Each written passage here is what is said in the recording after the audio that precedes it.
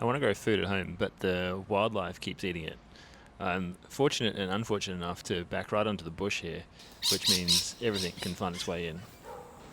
This is an overgrown and barely tended piece of public land that could be suitable for the purposes. The roads around it should provide a bit of a buffer against the wildlife. Every job is easier with the right tools. I'll sharpen the machete and clean the saw before I get started. I'm planting cassava and sweet potato because they're suited to the climate and shouldn't become weedy.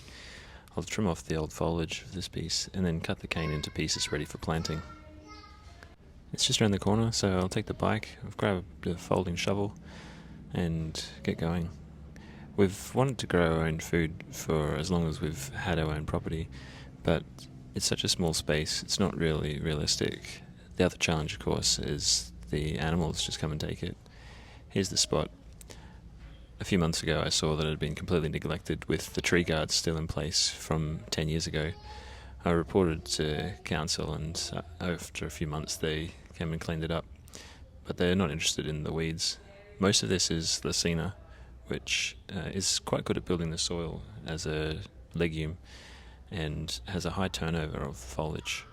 I'm just going to cut it and make space. I'm leaving most of the roots there and I'll continue to coppice them and use the mulch to build the soil.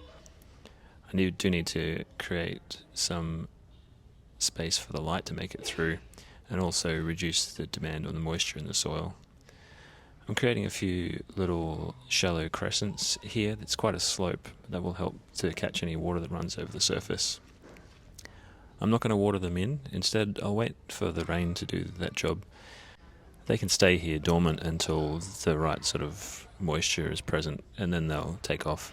And if they don't grow, there's very little lost. I'll find a better spot. I've created 3 patches at the moment, and just left enough space between them that some surface moisture would be able to flow in between, and I may be able to continue planting below the slope later. Here you can see some light's coming through. I'll come back in a month or two and see what's happened after some rain.